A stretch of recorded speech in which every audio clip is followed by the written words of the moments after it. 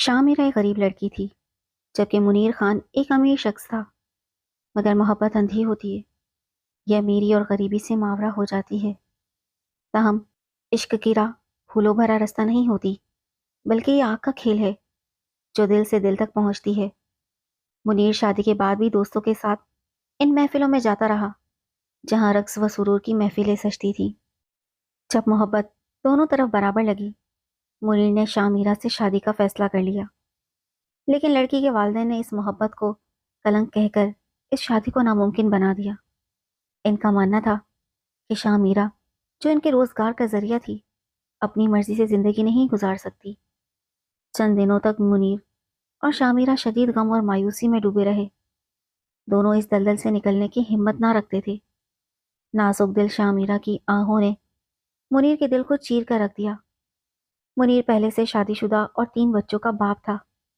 इसकी पहली बीवी इसके दिल को ना भाई और दौलत की फरावानी इसे बाला खानों की तरफ ले गई। महबूबा की जुदाई का गम इसे बेचैन रखता।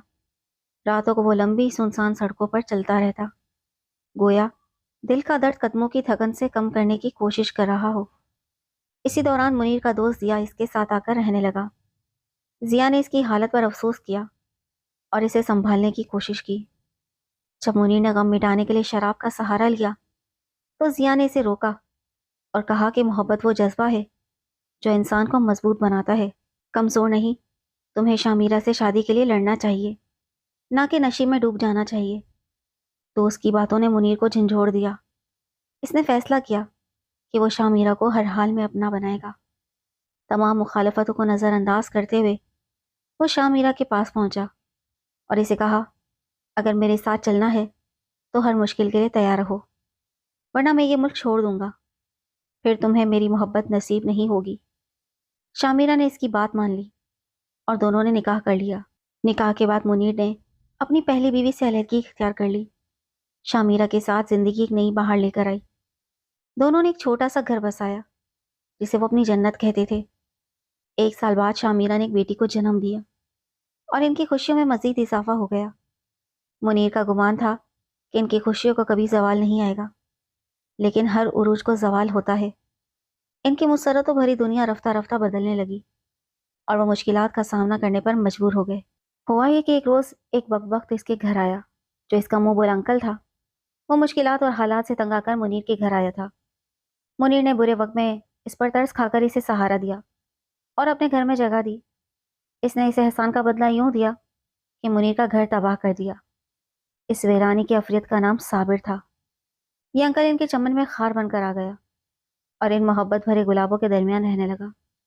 वो इस चमन की हिफाजत करने के बजाय इनके दिलों में भटकने और इन्हें जख्मी करने लगा। औरत तो यूं भी कानों की कच्ची कहलाती है, और शामिरा कुछ ज्यादा ही नादान निकली। इसने बदख्वाही के इस सैलाब को रोकने की बजाय मोहब्बत को कच्चा घड़ा बनाकर सैलाब के हवाले कर दिया। अब मियाँ बीवी में रोज उलझाव रहने लगा। मुनीर मीरा को समझाता, लेकिन वो ना समझती। यहाँ तक कि अंकल साबिर इन दोनों के दरमियान नफरत का बीज बोने में कामयाब हो गया। वो दिन भी आ गया जब शामिरा रूठ कर अपने रिश्तेदारों के घर चली गई, क्योंकि साबिर के कहने पर मुनीर ने इस पर बदरा हो जाने की तोहमत लगाई थी। एक माह सब्र के बाद वो बीवी को लेने गया। इसके ससुराल वाले जो मर्जी की शादी करने की वजह से अभी तक मुनीर के लिए अपने दिल में कीना रखते थे, इनके हाथ मौका आ गया। इन्होंने सोचा कि क्यों ना अपनी बेइज्जती का बदला ले लिया जाए। जब वो घर में दाखिल हुआ तो मीरा की माँ ने दामाद का गालियों से इस्तकबाल किया। इसको हैरत तो बहुत हुई जब इसकी अपनी शामिरा भी पीछे ना रही। इसने सुना कि मुनीर गालियों के जवाब में इसकी माँ को बुरा भला कहने लगा है, तो गुलदान उठाकर शोहर के खींच मारा। यहाँ फूल आड़े आ गए जो ढाल बन गए। फूल ही गुलदान से उछलकर मुनीर के चेहरे पर लगे और गुलदान एक तरफ जा पड़ा। वो सोच भी ना सकता था कि शामिरा से ही वो चोट खाएगा। संगे मरमर का भारी गुलदान तो जमीन बूस हो गया, मगर शामिरा के घर वालों का हौसला बढ़ गया। गोया वो इसी इशारे के मुंतजिर थे। इस पर टूट पड़े।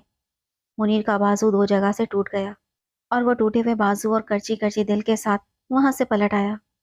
वो इसी औकात के लोग ना थे, सो इंतकामी कार्रवाई ना की।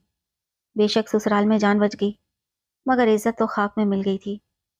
इज्जत तो इसी दिन खाक में मिल गई थी जब इसने ان خاک نشینوں کی لڑکی کو اپنے گھر کی عزت بنایا تھا، جبکہ میرا ایک تھیٹر میں اس لیے ناچتی تھی کیونکہ اس کی ماں بھی راکسا تھی۔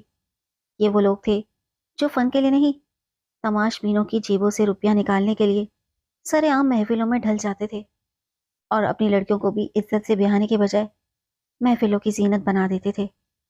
چھوٹے کھا کر منیر اسپتال میں پڑا رہا، اور اس وقت وہ کوس رہا تھا جب وہ پہلی بار رقص دیکھنے شاہ نورا کے کوٹے پر چڑھا تھا، جو شاہ میرا کی ماں تھی۔ جانتا اگر اتنی بلندی سے گرنا پڑے گا تو وہ ان رقصاؤں کے بالا خانوں کی سیڑھیاں چڑھ کر اوپر نہ جاتا۔ سچ ہے کہ محبت کسی کو خوار کرتی ہے، مگر طوائف زادی کی محبت تو واقعتاً آدمی کو ذلیل و خوار کر ڈالتی ہے۔ پہلی بیوی نے کتنا سمجھایا تھا کہ اس گھرانے سے راہ و رسم نہ رکھو، دوسری شادی کرنا ہے تو کسی اچھے گھرانے سے کرو، مگر وہ تو عشق کے مرض میں گرفتار تھا۔ بیوی اس کو اپنی سب سے بڑی دشمن لگتی تھی۔ جب اسپتال میں تنہا پڑا تھا، انکل صابر اس کی مزاج پرسی کو آئے۔ وہ اکیلا شخص تھا جو روزانہ اس کی عادت کو آتا تھا، حالانکہ اس کی صورت دیکھ کر منیر کے دل کے زخم ہرے ہو جاتے تھے۔ بالآخر اسپتال سے چھٹی ملی، انکل منیر کو سہارا دے کر گھر لے آئے۔ اب وہ اس کے ساتھ پوری ہمدردی کرتے تھے، اور منیر دل میں کہتا تھا کہ تم نے ہی تو میرے گھر کا گھروا کیا ہے اور میرے سکون کو تہنس کیا ہے، میں بھی کسی دن تم کو سمجھ لوں گا۔ انکل شاید اسی دن کے خواب دیکھ رہے تھے کہ منیر تنہا ہو جائے تو تیسری بار گھر بسانے کا مشورہ دیں۔ اب وہ کہتے، منیر میاں، اس طوائف زادی کا خیال دل سے نکالو اور نیا گھر بسا لو، کیونکہ طوائف کبھی اچھی بیوی نہیں ہو سکتی۔ تم نے میرا کے ساتھ سنجوگ باندھ کر بڑی غلطی کی ہے۔ منیر دکھ سے کہتا، سارے خاندان میں بدنامی ہو چکی ہے، ایسا نہ کہو، ابھی تمہارے انکل زندہ ہے، کوئی تم کو گلے لگائے نہ لگائے، میں لگاؤں گا تم کو گلے۔ بیٹے، میری بیٹی مسرت جبی میں کیا کمی ہے، اور کمی تو تم میں بھی نہیں ہے، تو پھر ٹھیک ہے انکل، مگر میری ایک شرط ہے، آپ کو یہ شادی ایک ہفتے میں کرانی ہوگی، ایسا نہ ہو کہ شامیرا کا بھوت پھر سے مجھ کو چمٹ جائے۔ انکل تو اسی گھڑی کے انتظار میں تھے، سرپٹ دوڑ پڑے اور ہفتے میں اپنی بیٹی کو منیر میاں کے نکاح میں لے آئے، یہ سوچے بغیر کہ اس شخص کی ایک پہلی بیوی اور 3 بچے بھی ہیں۔ شادی کی رات ہی مسرت جبی نے منیر احمد خان کو آگاہ کر دیا کہ وہ ہرگز اس سے شادی نہیں کرنا چاہتی تھی، کیونکہ وہ اپنے ہمسائے لڑکے کو چاہتی تھی اور اس سے شادی کرنا چاہتی تھی، مگر اس کے والد نے یہ منصوبہ بنایا تھا کہ کسی طرح شاہ میرا کو بدگمان کر کے آپ میاں بیوی کے درمیان دراڑ ڈال کر جدائی ڈالیں اور پھر میری شادی آپ سے کرا دیں، کیونکہ ان کو آپ کی دولت کا لالچ تھا، جبکہ وسیم، جس سے میں پیار کرتی ہوں اور شادی کرنا چاہتی تھی، وہ متوسط گھرانے کا لڑکا ہے۔ مجھ کو اس شادی کا اتنا رنج ہے کہ سوچ لیا تھا کہ تمام حقیقت آپ کے گوش گزار کر دوں گی۔ اب آپ کی مرضی، شادی کا بندھن رکھیں یا نہ رکھیں، مجھ کو کوئی ملال نہ ہوگا۔ یہ مسرت نے منیر سے کہا، گویا دوسرے معنوں میں وہ مہذب طریقے سے طلاق مانگ رہی تھی۔ منیر نے صبح ہوتے ہی عدالت جا کر طلاق کے کاغذات تیار کروائے، اور جب انکل صابر بیٹی کے نام گھر دینے کا مطالبہ لے کر اس کے پاس آئے تو منیر نے یہ کاغذات اس کے ہاتھ میں تھما کر کہا، انکل، نہ تو مجھے کسی قسم کے جہیز کا لالچ تھا، اس کو جو چیز چاہیے وہ میں اس کو اس کی خوشی کے لیے دے رہا ہوں۔ اب اس پر آپ خوش ہیں یا ناخوش میں نہیں جانتا، لیکن اس کو قسمت کا لکھا سمجھ کر قبول کر لیں۔ میں جانتا ہوں کہ آپ نے ہی شامیرا پر تہمت دھر کے مجھ کو اس سے اور اس کو مجھ سے بدگمان کیا اور ہم میں دوریاں پیدا کی، جبکہ ہم دونوں بزرگ جان کر آپ پر بھروسہ کرتے رہے۔ یہ واقعہ منیر نے اپنے دوست ضیاء کو بتایا تو وہ بھی دکھی ہو گیا کہ یہ کیا ہو گیا، کیا خبر کہ شامیرا بے گناہ ہو اور اس پر صابر نے ناحق تہمتیں لگائی ہوں تاکہ شوہر کا دل اس سے برا ہو اور ان میں جدائی پڑے، گھر برباد ہو جائے۔ سو ایسا ہی ہو گیا۔ انکل کی بیٹی مسرت کو صرف ایک رات کے بندھن کے بعد طلاق ہو گئی تھی۔ اس کا دکھ اپنے پرائے سبھی کر رہے تھے۔ وہ منیر کو برا بھلا کہہ رہے تھے، جبکہ منیر کہہ رہا تھا کہ جیسا انکل صابر نے کیا اپنی نیت کے مطابق پایا، اب اپنی بیٹی کو گھر بٹھائے اور آنسو بہائے۔ یہ میرا کے گھر کو برباد کرنے کی سزا ہے۔ یاد رکھیے گا کہ کسی کا گھر اجاڑنا اچھی بات نہیں ہوتی۔ وہ یہ بات اب اچھی طرح سمجھ چکا تھا۔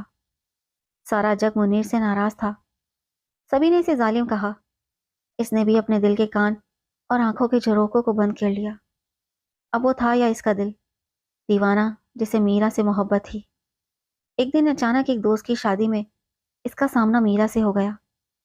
وہ وہاں رقص کرنے کو لائی گئی تھی۔ منیر نے سے کہا، خدا کے لیے میرا، تم یہ رستہ چھوڑ دو اور شرافت کی زندگی میں واپس لوٹ آؤ۔ نہ تو خود کو تباہ کرو، نہ مجھے برباد کرو۔ تم جانتی ہو کہ تمہارے بغیر میرا گھر اور زندگی دونوں سونے ہیں۔ تم بھی ویران دل ہی رہو گی میرے بغیر۔ پھر دنیا میں اتنی ویرانیاں سمیٹنے سے کیا حاصل، جبکہ زندگی مختصر سی ہے۔ میں تو کیا، تیسری بیوی بھی تیرا گھر آباد نہ کر سکی۔ اب جاؤ اور پہلی بیوی کو مناؤ اور اسی سے گھر کو آباد کرو۔ وہ تمہارے خاندان سے ہے، شریف زادی ہے اور تمہاری اولاد کی ماں بھی ہے۔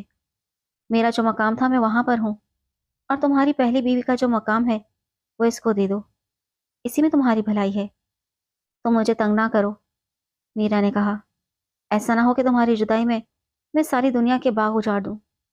دل میں اندھیرا ہو جائے تو آدمی قدم قدم پر ٹھوکریں کھانے لگتا ہے۔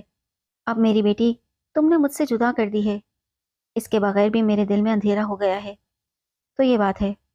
منیر نے کہا، ٹھیک ہے، میں تمہاری بچی تم کو واپس دے دیتا ہوں، اس یقین کے ساتھ کہ تم اس کو اپنی پہلی بیوی کے ہاتھوں میں ہی سونپو گے۔ وہ اس کی اچھی پرورش اور دیکھ بھال کرے گی، تو میں دل پر صبر کی سل رکھ لوں گی۔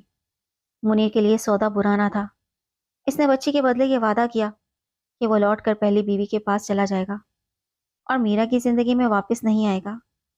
میرا چاہتی تھی کہ اس کی بیٹی غلط ماحول میں نہ رہے، وہ تو برباد ہو ہی چکی تھی اور اپنے نام نہاد گھرانے کے بس میں تھی، مگر وہ بچی کے مستقبل کو بچا سکتی تھی۔